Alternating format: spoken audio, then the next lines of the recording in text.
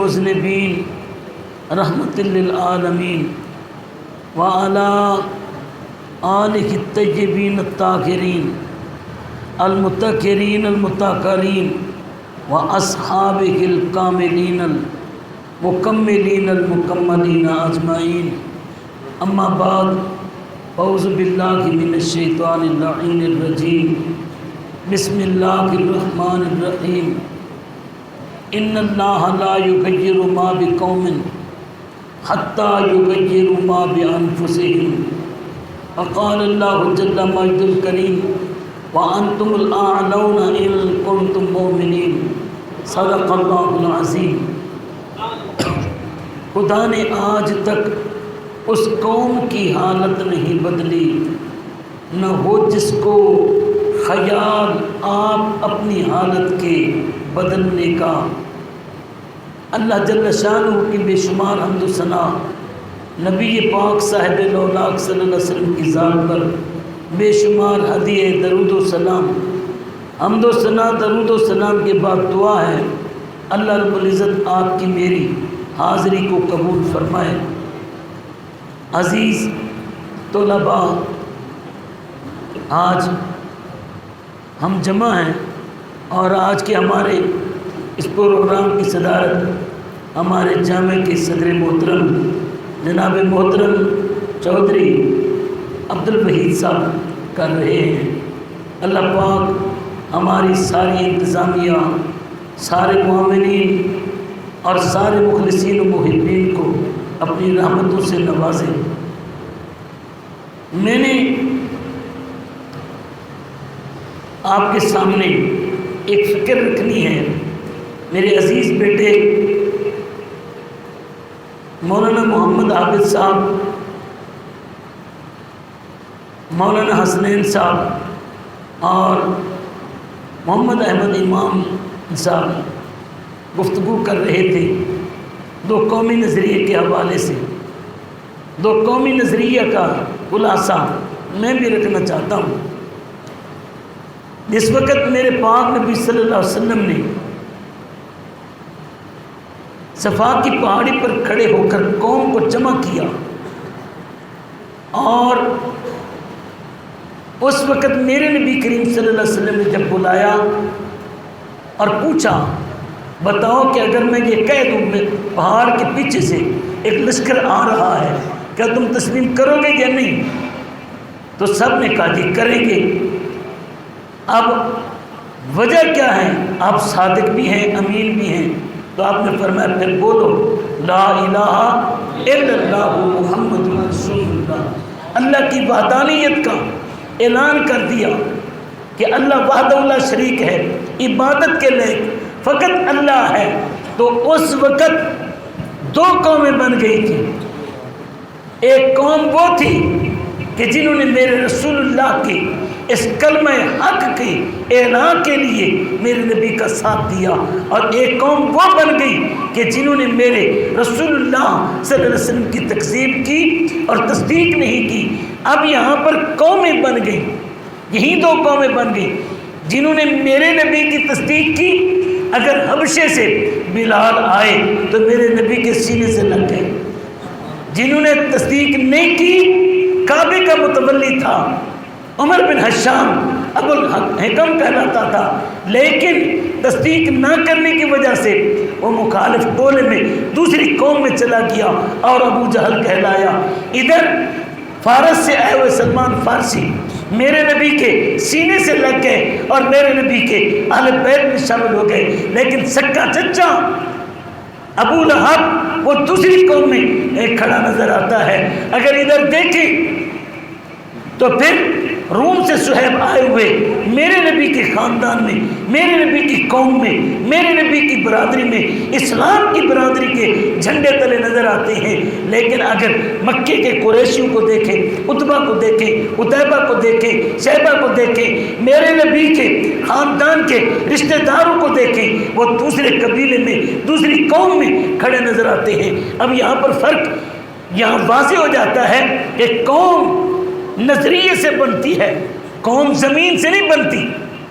اگر زمین سے بنتی، میرے آقا بھی مکے میں رہنے والے تھے، اگر قوم خون سے بنتی، میرے آقا صلی اللہ علیہ وسلم قریشی تھے، ابو لہب بھی قریشی تھا، ابو جہل بھی قریشی تھا، اگر قوم زبان سے بنتی، میرے آقا بھی عربی تھے اور ابو جہل ابو لہب بھی عربی تھے، اگر قوم کسی قبیلے سے بنتی، میرے آقا بھی قریشی تھے، مکے کے منکر بھی قریشی تھے، لیکن اوس اور خزرج جو کلمہ پڑھنے والے میرے نبی کے دامن میں آئے، وہ میرے نبی کے قوم میں شامل ہو گئے، اور قریشیوں نے، مکے والوں نے، حجاز والوں نے اور عربی بولنے والوں نے جب میرے نبی کی مخالفت کی تو وہ دوسری قوم میں کھڑے ہو گئے۔ اب یہ حبشی میرے نبی کے کلمہ پڑھنے والوں کے مسلمان بن گئے، رومی میرے نبی کے کلمہ پڑھنے والوں کے مسلمان بن گئے، حجازی میرے نبی کے کلمہ پڑھنے والوں کے مسلمان بن گئے، شامی اور یمنی اور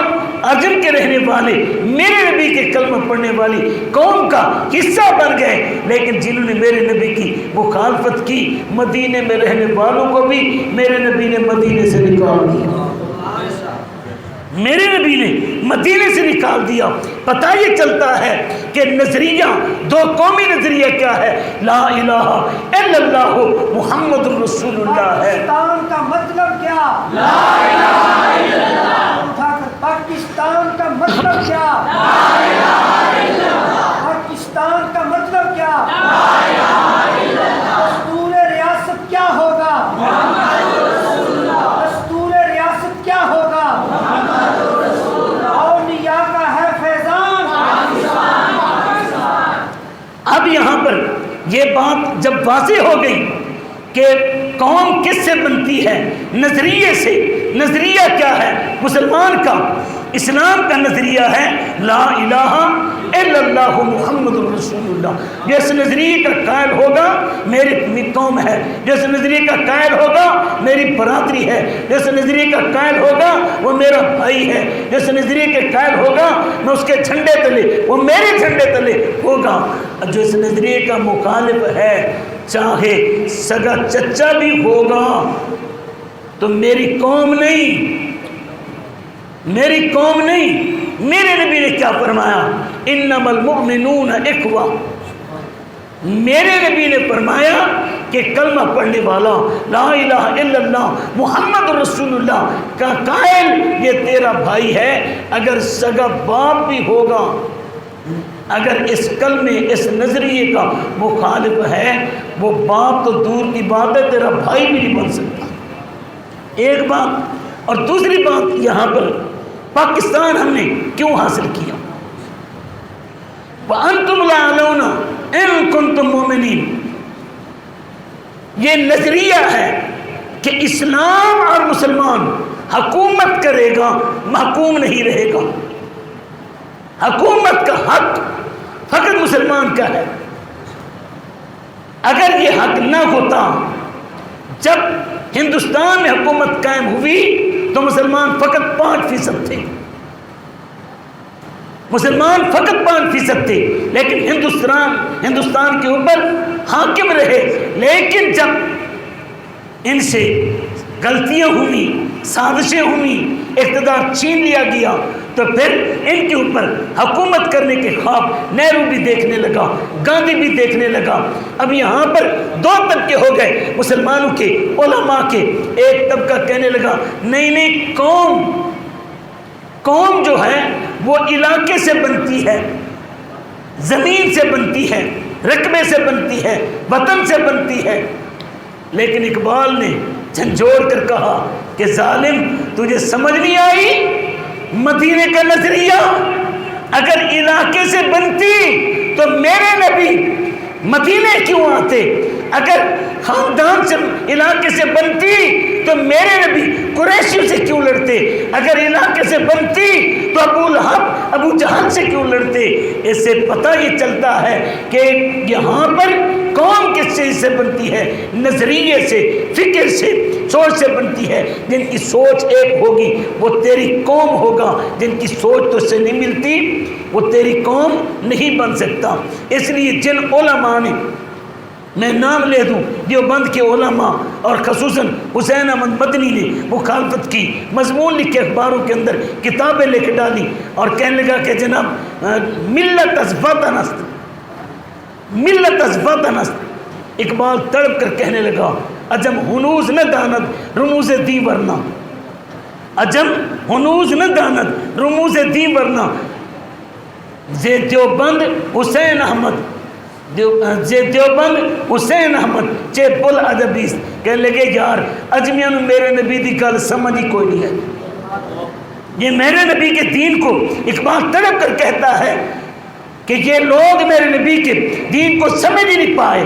اگر یہ میرے نبی کے دین کو سمجھ پاتے، میرے نبی کو دیکھتے کہ میرے نبی پاک صلی اللہ علیہ وسلم چچا کے خلاف لڑ رہے ہیں، قریشیوں کے خلاف لڑ رہے ہیں، نانکوں کے خلاف لڑ رہے ہیں، دامکوں کے خلاف لڑ رہے ہیں، ان کو سمجھ نہیں آئی کہ کیوں لڑ رہے ہیں، عربوں کے خلاف لڑ رہے ہیں، فارسیوں کو آپ نے سینے سے لگایا ہوا ہے، قریشی نیچے کھڑے ہوئے ہیں، حبشی کو کعبے کی چھت پر چڑھایا ہوا ہے، وجہ اس کی کیا ہے؟ عجب ہنوز نہ دانت رموز تی ورنہ، یہ اجمی میرے نبی کے دین کے رمز کو سمجھ ہی نہیں پائے، ورنہ دیوبند حسین احمد مدنی چے بول عجب سرود برسر ممبر کے ملت از وطن است۔ یہ نبی کے ممبر کے اوپر بیٹھ کر یہ کہتا ہے کہ جناب وطن سے قوم بنتی ہے، وطن سے ملت بنتی ہے۔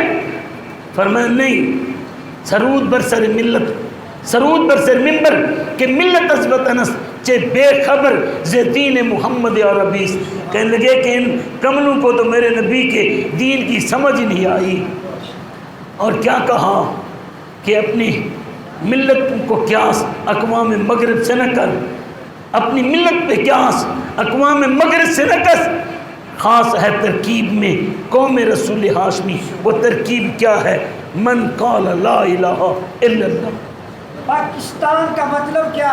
لا الہ الا اللہ۔ پاکستان کا مطلب کیا؟ لا الہ الا اللہ۔ پاکستان کا مطلب کیا؟ لا الہ الا اللہ۔ دستور ریاست کیا ہوگا؟ محمد رسول اللہ۔ دستور ریاست کیا ہوگا؟ محمد رسول اللہ۔ اولیاء کا ہے فیضان پاکستان، پاکستان۔ بولیے اولیاء کا ہے فیضان پاکستان، پاکستان۔ اللہ کا ہے احسان پاکستان۔ اگر اس کو دیکھا جائے تو ہندو ہمارا بھائی، ہندو ہمارا بھائی، ہندو ہماری قوم، سکھ ہماری قوم، عیسائی ہماری قوم، پھر بدھ ہماری قوم بن جائے گا۔ لیکن میرے نبی کا نظریہ اقبال کہتے ہیں یوں نہ سوچ، اپنی ملت پہ قیاس اقوام مغرب سے نہ کر، کیونکہ میرے نبی فرماتے ہیں انما المومنون اخوہ، کہ مومن آپس میں بھائی بھائی ہیں۔ اخوت اس کو کہتے ہیں جو بے کانٹا، جو کابل میں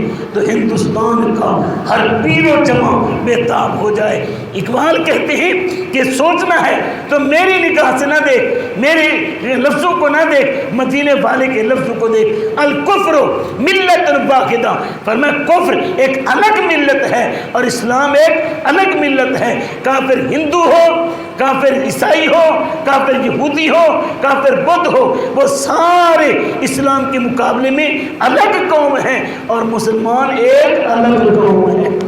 جب الگ قوم ہے تو پھر الگ قوم کے لیے وطن بھی الگ چاہیے، کیونکہ ہمارا خدا وہ ہے جو ساری کائنات کا خالق و مالک۔ ان کا خدا کون ہے؟ جن کو اپنے ہاتھوں سے تراشتے ہیں، اپنے ہاتھوں سے تراشے ہوئے پتھر کے صنم آج بت خانے میں بھگوان بنے بیٹھے ہیں۔ یہ کیسے ہو گیا؟ پھر آگے دیکھیں ذرا، چلیے ہم پیشاب کو نجس سمجھتے ہیں، کپڑوں پر لگ جائے تو نماز نہیں پڑھتے، ہاتھوں پر لگ جائے تو ہاتھ دھونے پڑتے ہیں اور وہ تبرک سمجھ کر پیتے ہیں۔ یہ کیسے ہو سکتا ہے؟ ہم بت شکن ہیں، وہ بت فروش ہیں۔ ہمارا رہنا سہنا الگ، ان کا رہنا سہنا الگ، ہماری سوچ الگ، ان کی سوچ الگ، اس لیے الگ وطن کی ضرورت تھی۔ یارو، جس نظریے کی خاطر پاکستان بنایا تھا وہ کیا تھا کہ پاکستان کا مطلب کیا؟ لا الہ الا اللہ۔ یہ تھا پاکستان کا آئین، یہ تھا پاکستان کا دستور۔ حاکمیت اعلیٰ کس کے پاس ہوگی؟ اللہ کے پاس۔ اور یہ قانون ہے پاکستان کا، کوئی ایسا قانون نہیں بن سکتا جو اسلام کے خلاف ہو۔ یا جتنے قانون بنیں گے، میں آپ سے کہنا چاہوں گا اٹھو، میری ملت کے جوانوں کو جگا دو، اٹھو میری ملت کے غریبوں کو جگا دو، کہاں کے عمرا کے در و دیوار ہلا دو۔ سپریم کورٹ میں اگر امیر کے خلاف فیصلہ جائے عدالت بک جاتی ہے، پولیس کے پاس فیصلہ جائے پولیس بک جاتی ہے، پنچایت میں جائے پنچایت بک جاتی ہے، اسمبلی کے اندر بھی اسمبلی بک جاتی ہے، ایوان بک جاتے ہیں۔ یارو یہاں پر ہمیں وہ نظام چاہیے کہ حاکم وقت 22 لاکھ مربع میل کے اوپر حکومت کرنے والا میرے پاک عمر ایک سامنے کھڑا ہوا عام بندہ کھڑا ہو کر بھی پوچھتا ہے کہ جو چادریں ہمیں ملی اسی طرح ایک چادر تمہیں ملی، ہمارا تو لباس نہیں بنا، تیرا کیسے بن گیا، تیرا کیسے بن گیا؟ تو یہاں پر کتنی زینبیں ہیں روزانہ عصمتیں لٹ رہی ہیں، کتنی سکینائیں ہیں جو یہاں پر بے گور و کفن پڑی ہیں، اور کتنے علی اصغر ہیں جن کے لاشیں تڑپ رہی ہیں، کتنے روز کربلا ہیں۔ تو یارو آج ضرورت اس بات کی ہے کہ اٹھیے۔ ہم نے انگریزوں سے تو آزادی حاصل کر لی، لیکن انگریزوں کے کتے نہلانے والے ہمارے اوپر حکمران بن گئے۔ میں اپنی ملت کے جوانوں سے کہوں گا، آؤ اس ملک کا مقدر نظام مصطفیٰ ہے، آئیے نظام مصطفیٰ کی خاطر ایک ہو کر اس ملک میں ہم اسلام نافذ کریں اور پھر حقیقی معنی میں ریاست مدینہ قائم کریں۔ اللہ پاک ہماری حاضری قبول فرمائے۔